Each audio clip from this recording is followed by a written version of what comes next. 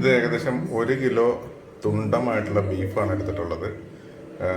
Beef നമ്മളിങ്ങനെ വളരെ കനം കുറഞ്ഞ കഷ്ണങ്ങൾ ഏകദേശം ഒരു 2.5 ഇഞ്ച് നീളത്തിലും 1 സെൻറ്റിമീറ്ററിൽ താഴെ വലിപ്പത്തിലും ചെറു കഷ്ണങ്ങളാക്കി നുറുക്കിയെടുക്കുകയാണ് ആദ്യം ചെയ്യുന്നത്. ഏകദേശം 1 കിലോയോളം ഇറച്ചി ഇങ്ങനെ ക്യൂബ് കട്ട് ചെയ്തെടുത്തിരിക്കുകയാണ്. ഇത് ഞാൻ ആദ്യം പറഞ്ഞതുപോലെ ഏകദേശം 2.5 ഇഞ്ച് നീളവും 1 സെൻറ്റിമീറ്ററിൽ താഴെ വലിപ്പം ഉള്ള നീളത്തിലുള്ള കഷ്ണങ്ങളാക്കിയാണ് മുറിച്ചെടുത്തിരിക്കുന്നത്. ഇനി നന്നായി വൃത്തിയായി കഴുകി ഇത് വെള്ളം തോരാൻ വേണ്ടി വയ്ക്കും. അതിനുശേഷം മസാലകൾ ആഡ് ചെയ്യും. നമ്മൾ ആദ്യം കട്ട് ചെയ്ത് വെച്ചിട്ടുള്ള ബീഫാണ്. ഇത് ഞാൻ പറഞ്ഞ പോലെ 2.5 ഇഞ്ച് നീളവും 1 സെൻറ്റിമീറ്റർ വീതിയിൽ സ്ക്വയറായിട്ടുള്ള ബീഫ് കട്ട് ചെയ്ത് വെച്ചിരിക്കുന്നതാണ്. ഇത് നമ്മൾ പ്രീ കുക്കിംഗ് ഒഴിവാക്കിയുള്ളൊരു മെത്തേഡാണ് ഇപ്പോൾ നമ്മൾ ഈ BDF ഉണ്ടാക്കാൻ വേണ്ടി ട്രൈ ചെയ്യുന്നത്. അപ്പോൾ ഇതിനകത്ത് ക്ലീൻ ചെയ്ത് വെച്ചിട്ടുള്ള ഏകദേശം ഒരു 850-900 ഗ്രാം, 1 കിലോയിൽ താഴെ ഉണ്ടാവുള്ളൂ, അത്രയും ബീഫാണ്. നല്ല ക്യൂബ് ആയിട്ടുള്ള, നല്ല ക്യൂബ് കട്ട് ആയിട്ടുള്ള, അധികം വേസ്റ്റ് ഒന്നും ഇല്ലാത്ത നല്ല പെർഫെക്റ്റ് മീറ്റായിരുന്നു.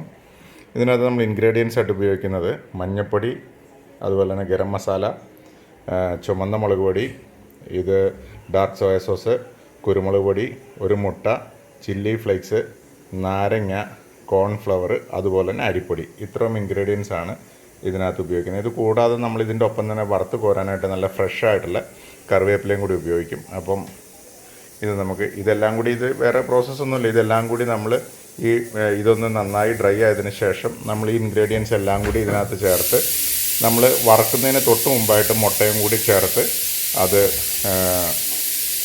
നന്നായിട്ട് മാരിനേറ്റ് ചെയ്തതിന് ശേഷം ആണ് വറുക്കുന്നത്. നമ്മൾ ഇടുന്ന സമയത്ത് അത് നീളത്തിൽ തന്നെ ഇട്ട് കഴിഞ്ഞാൽ നമുക്കത് ക്രിസ്പി ആയിട്ട് വറുത്ത് കോരാൻ പറ്റും. താഴെ പറമ്പിൽ നിന്നുള്ള നല്ല ഫ്രഷ് കറിവേപ്പില പറിക്കാൻ പോയതുകൊണ്ടാണ് ആദ്യം കറിവേപ്പില കാണിക്കാതിരുന്നത്. ഇതിപ്പം മരത്തിൽ നിന്ന് ഒടിച്ചുകൊണ്ട് വന്ന നല്ല ഫ്രഷ് കറിവേപ്പിലയാണ്.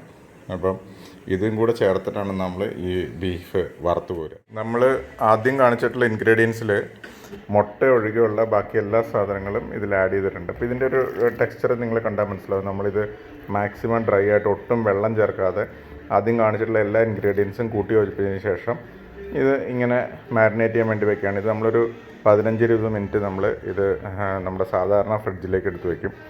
അപ്പം ഇത് കുറച്ചും കൂടി ഒന്ന് ഡ്രൈ ആയി കിട്ടും. അതിന് വേണ്ടിയാണ് അങ്ങനെ ചെയ്യുന്നത്. അപ്പോൾ ഇത് നിങ്ങൾക്ക് അതിൻ്റെ ടെക്സ്ചർ കണ്ടാൽ മനസ്സിലാവും. ഇത് ഓൾമോസ്റ്റ് ഒരു ഡ്രൈ കണ്ടീഷനിലാണ് ഇരിക്കുന്നത്. ആ ഇറച്ചിയിൽ നിന്നുള്ള വെള്ളം കൊണ്ട് മാത്രമാണ് അത് വെറ്റാക്കണതിനകത്ത് നമ്മൾ വെള്ളം ചേർത്തിട്ടില്ല. നമ്മൾ ആദ്യം ഒരു പരന്ന നോൺ സ്റ്റിക്ക് പാൻ വെച്ച് ചൂടായിട്ടുണ്ട്. അതിലേക്ക് നമ്മൾ ഡാൽഡ ബ്രാൻഡ് വെജിറ്റബിൾ ഓയിലാണ് ആഡ് ചെയ്യുന്നത്. അത് കുറച്ച് വെജിറ്റബിൾ ഓയിൽ ആഡ് ചെയ്തിട്ടുണ്ട്. ഇതിന് ശേഷം നമ്മൾ വെജിറ്റബിൾ ഓയിൽ ആഡ് ചെയ്തിട്ടുണ്ട്. അപ്പോൾ ആദ്യം നമ്മൾ ഫ്രിഡ്ജിൽ മാരിനേറ്റ് ചെയ്യാൻ വെച്ചിരുന്ന ആ ബീഫ് എന്ന് കാണിച്ച് മാരിനേറ്റ് ചെയ്യാൻ വെച്ചിരുന്ന ബീഫ് ഇപ്പോൾ അത്യാവശ്യം നന്നായിട്ട് ഇതാകുന്നുണ്ട്. അപ്പോൾ നമ്മുടെ എണ്ണ ചൂടാകുന്നുണ്ട്. നമ്മളിതിങ്ങനെ കണ്ട് ഇങ്ങനെ ഒരു ഷേപ്പിൽ, ഈ ഷേപ്പിൽ തന്നെയാണ് നമ്മളിപ്പോൾ ഇതിൽ നിരത്തി കൊടുക്കാൻ പോകുന്നത്. അപ്പോൾ എണ്ണ പയ്യെ ചൂടായി വരുന്നുണ്ട്. നമ്മളിങ്ങനെ തന്നെ ബീഫിന് ഇങ്ങനെ ഒരു ഷേപ്പിൽ തന്നെ അതിലേക്ക് ഇടുകയാണ്.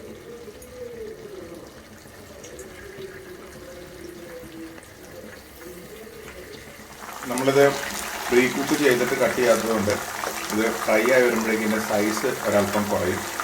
അത് കരിയാക്കണ്ട. ഇതിപ്പോൾ നമ്മൾ എണ്ണയിൽ നന്നായിട്ട് മൊരിഞ്ഞ് വരണം. അപ്പോൾ എണ്ണയിൽ ഇങ്ങനെ മൊരിഞ്ഞ് വരുന്ന സമയത്ത് നമ്മൾ കുറച്ച് കറിവേപ്പില ഇതിലേക്ക് ഇട്ട് കൊടുക്കും. നല്ല ഫ്രഷ് കറിവേപ്പിലയാണെങ്കിൽ നല്ല പ്രത്യേകമായിട്ടൊരു മണം വരും. ചില ആൾക്കാർ ഓണിയനും കൂടെ ചേർത്ത് ഫ്രൈ ചെയ്യാറുണ്ട്. ഓപ്ഷനിലാണ്, അത് വേണം നിർബന്ധമില്ല. പക്ഷേ കറിവേപ്പില ചേർക്കുമ്പോഴേക്കും വേറെ ഒരു പ്രത്യേക ഫ്ലേവർ വരും. ഈ കറിവേപ്പില കൂടെ മൊരിഞ്ഞ് വരുന്ന അവസരത്തിൽ ഇതിൽ നിന്ന് കോരാൻ പറ്റും. അപ്പം ഇതൊരു പ്രീ കുക്ക് ചെയ്യാത്ത മെത്തേഡാണ്. പക്ഷേ ഭയങ്കര ജ്യൂസി ആയിരിക്കും. എന്നാൽ ഇറച്ചി നന്നായിട്ട് നമ്മൾ ചെറുതായിട്ട് കട്ട് ചെയ്യുന്നതുകൊണ്ട് ഇറച്ചി നന്നായിട്ട് വേവുകയും ചെയ്യും. നീളത്തിൽ തന്നെ അതിനെ കിടത്തി ഒരു സൈഡ് ഫ്രൈ ചെയ്യണം. ഇത് കഴിഞ്ഞിട്ട് ഒരു സൈഡ് ഓൾമോസ്റ്റ് കുക്കായി കഴിയുമ്പോൾ ഇത് മൊത്തത്തിലൊന്നും മറിച്ചിടും. ഇതിങ്ങനെ വളരെ സ്ലോ കുക്കിംഗ് ആണ്. അത് വളരെ സ്ലോ ആയിട്ട് ഇങ്ങനെ കുക്കായിക്കൊണ്ടിരിക്കുന്നു. നന്നായിട്ട് കുക്കാവും. അപ്പോൾ ഇത് പ്രീ കുക്ക് ചെയ്യേണ്ട ആവശ്യമില്ല. മറിച്ചിട്ട് ഫ്രൈ ചെയ്തെടുക്കുകയാണ്. അപ്പം ഇത് ഇത്രയും ഡാർക്ക് കളറാകുന്നത് ആക്ച്വലി കരിയുന്നത് കൊണ്ടല്ല. നമ്മളതിനകത്ത് ഡാർക്ക് സോയ സോസ് വളരെ ലിമിറ്റഡ് ക്വാണ്ടിറ്റി ചേർത്തിട്ടുണ്ട്. അതുകൊണ്ടാണ് നമ്മളതിൻ്റെ മുകളിലേക്ക് ഇത്രയൊക്കെ മുരിഞ്ഞ് കഴിയുമ്പോഴേക്കും ഇതിന് ആ ഫ്ലേവർ ആഡ് ചെയ്യാൻ വേണ്ടിയിട്ട് നമ്മൾ കറിവേപ്പില ഇതിൻ്റെ മുകളിലേക്ക് ഇട്ട് കൊടുക്കും. അപ്പോൾ ഈ കറിവേപ്പില ഏതാണ്ട് മൊരിഞ്ഞ് വരുന്ന ഒരു സമയം കൂടെ മതിയാകും ഇത് ഫുള്ളായിട്ട് നമുക്ക് കുക്കാവാനായിട്ട്. അപ്പോൾ കറിവേപ്പിലയുടെ ഫ്ലേവറും കൂടെ അതിലേക്ക് പിടിക്കും. അപ്പോൾ അതിന് വേണ്ടിയാണ് ഇങ്ങനെ ചെയ്യുന്നത്. ഇത് പക്ഷേ ആക്ച്വലി ആ ബീഫും ആ കറിവേപ്പിലയും നമ്മളിതിനകത്ത് പിന്നീട് സീസണിങ് ചേർക്കുന്ന സാധനം എല്ലാം കൂടെ കൂട്ടി ഒരു പിടി പിടിക്കുമ്പോഴാണ് അതിൻ്റെ ആ പക്ക ഫ്ലേവർ വരിക. അപ്പോൾ നിങ്ങൾക്ക് കണ്ടാൽ മനസ്സിലാവും ഇതിൻ്റെ ഒരു ടെക്സ്ചർ കണ്ടാൽ.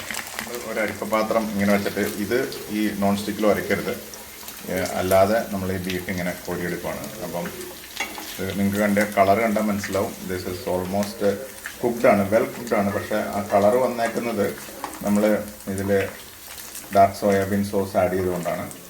അപ്പം ഇത് കാണുമ്പോൾ ഒരു കരിഞ്ഞ പോലെ തോന്നും, പക്ഷേ ആക്ച്വലി ഇത് കരിഞ്ഞല്ല, ദിസ് ഇസ് വെൽ കുക്ക്ഡ്. ഇതിനകത്തുനിന്ന് ജലാംശം ഫുള്ളായിട്ട് പോയിട്ടുണ്ടാവില്ല, സംവാട്ട് ജ്യൂസിയാണ്. നമ്മൾ ഈ അടുത്ത ലെയർ ഇടുന്നതിന് മുമ്പ് ഇതിലുള്ള കറിവേപ്പിലയും കൂടി നമ്മൾ ഇതിൽ നിന്ന് എടുത്ത് മാറ്റും. ഇതിൻ്റെ ഗാർണിഷിങ്ങിന് ഒരു പ്രത്യേകത, നമ്മളിതിങ്ങനെ ഒരു പാത്രത്തിലോട്ട് ട്രാൻസ്ഫർ ചെയ്യും. അത് ഈ കറിവേപ്പില ഇങ്ങനെ മുകളിൽ വരണം. നല്ല ക്രിസ്പി സൗണ്ട് നിങ്ങൾക്ക് കേൾക്കാൻ പറ്റും. നമ്മൾ കറിവേപ്പിലേക്ക് ഇതിൻ്റെ മുകളിലേക്ക് ഇട്ടതിന് ശേഷം നമ്മൾ ചെറിയൊരു പൊടിക്കുകയും കൂടി ഉണ്ട്. അതായത് ഇതിനെ നന്നായിട്ടൊന്ന് ലെവൽ ചെയ്ത് വെച്ചു. നമ്മൾ ഇതിൻ്റെ മുകളിൽ ഇതിനൊരു ഡ്രൈ ഫീലിംഗ് കൊണ്ടുവരാൻ വേണ്ടിയിട്ട് നമ്മളിതിൻ്റെ മുകളിൽ അല്പം കുരുമുളക് പൊടി ഇങ്ങനെ തുള്ളി കൊടുക്കും. പിന്നെ കുരുമുളക് പൊടി മാത്രമല്ല, ഇത് നമ്മൾ സാധാരണ ഇത് നാരങ്ങാ വെള്ളത്തിൻ്റെ ഒപ്പമാണ് ഇത് കഴിക്കുന്നത്. അപ്പം നാരങ്ങാ വെള്ളത്തിൻ്റെ ഒപ്പം കഴിക്കുമ്പോൾ ഇതിന് എപ്പോഴും എരിവ് ഒരല്പം മുമ്പിലായിരിക്കും. അപ്പോൾ ഇത് ആ ഒരു ഭംഗി ആ കളറിൻ്റെ ഒരു കോമ്പിനേഷൻ കൊണ്ടുവരാൻ വേണ്ടിയിട്ട് നമ്മൾ ഇച്ചിരി ചില്ലി ഫ്ലേക്സും കൂടെ ഇതിൻ്റെ മുകളിൽ കൂടെ ഇങ്ങനെ ഇട്ട് കൊടുക്കും. ഇങ്ങനെയാണ് ഇത് ഗാർണിഷ് ചെയ്യുന്നത്. ഇതൊരു തനി നാടൻ സ്റ്റൈലിലുള്ള BDF ആണ്. നമ്മുടെ നാടൻ രീതിയിലുള്ള BDF തയ്യാറായിരിക്കുകയാണ്. ഇതാണ് നമ്മുടെ നാടൻ സ്റ്റൈൽ BDF. ഇത് നാരങ്ങാ വെള്ളത്തിൻ്റെ കൂടെ ബെസ്റ്റാണ്. അപ്പോൾ നിങ്ങളെല്ലാവരും ഇത് വീട്ടിൽ ട്രൈ ചെയ്ത് നോക്കണം. എന്നിട്ട് എങ്ങനെ ഉണ്ടായിരുന്നു എന്നുള്ളത് കമൻറ്റ് ചെയ്യണം. Thank you.